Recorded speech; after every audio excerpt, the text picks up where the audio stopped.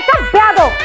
এখন আমি আপনাদের সামনে যে নাটকটা সম্পর্কে বলতে যাচ্ছি সেই নাটকটার নাম হলো ব্লেন গেম। এই ব্লেন গেম নাটকটা শুরু থেকে শেষ পর্যন্ত না দেখা পর্যন্ত আপনারা কিছুই বুঝতে পারবেন না। নাটকটিতে অসাধারণ অভিনয় করেছেন খায়রুল বাশার এবং তটিনী।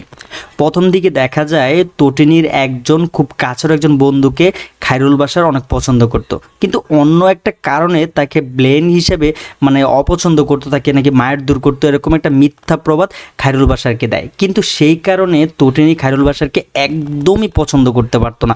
কারণ কিভাবে পছন্দ করবে, তার একজন কাছের বন্ধুকে এভাবে ঠকাইছে, এভাবে প্রতারণা করছে। কিন্তু শেষ পর্যন্ত তটিনী জানতোই না যে তার বান্ধবী খায়রুল বাশারকে এতটা পরিমাণে ঠকাইছে, এতটা পরিমাণে খারাপ ব্যবহার করছে। কারণ তিনি একসাথে 3-4টা রিলেশনশিপ করতো, যার টাকা আছে তার সাথে রিলেশনশিপ করতো, অনেক বাজে বিহেভ করতো।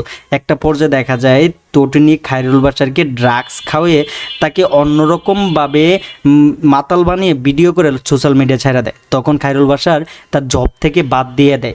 এত পরিমাণ একটা ছিল, অস্ট্রেলিয়া যাওয়ার পর একটা মানুষ জব না থাকলে কিভাবে চলতে পারে, তিনি অসহায় হয়ে পরে একটা সময় তটিনীকে সব কিছু খুলে বলার পর তটিনী তার ভুলটা স্বীকার করে নেয় যে আমার ভুল হয়েছে। তো অসাধারণ একটা নাটক ছিল, একে বলে ব্লেন গেম, যা অসাধারণ ছিল। যারা এখন এই নাটকটা দেখেন নাই তারা অবশ্যই নাটকটা দেখবেন, কেননা এই নাটকটার মধ্যে অনেক কিছু শেখার আছে। যারা প্রবাসে থাকেন, বাড়ির মানুষদেরকে প্রেম করেন বা মানুষদেরকে ফোনে কথা বলেন, তাদেরকে যাচাই করবেন তারা কি একাধিক রিলেশনশিপ আছে কি না, নাকি আপনার টাকার জন্য আপনার সাথে রিলেশনশিপ করে, এরকম কিছু টাইপের ওনারা বুঝাই দিতেছে। নাটকটা পরিচালনা করেছেন রুবেল হাসান, যা অসাধারণ ছিল। তো অসাধারণ এই নাটকটা যারা এখনও দেখেন নাই তারা অবশ্যই নাটকটা দেখার জন্য আমি আপনাদেরকে রিকোয়েস্ট করব, কারণ এই নাটকটা দেখবেন, কারণ দেখলে আপনারা বুঝতে পারবেন যে কত সুন্দর একটা নাটক। মাত্র 35 মিনিটের একটা নাটক আপনাদেরকে অনেক কিছু বোঝার সাহায্য করবে। তো আশা করি নাটকটা সবাই দেখবেন, কেউ মিস করবেন না। বিশেষ করে খায়রুল বাশার এবং তটিনীর এই জুটির নাটকটার জন্য হলো আপনারা এই নাটকটা দেখতে পারেন। সবাই ভালো থাকবেন, আল্লাহ হাফেজ।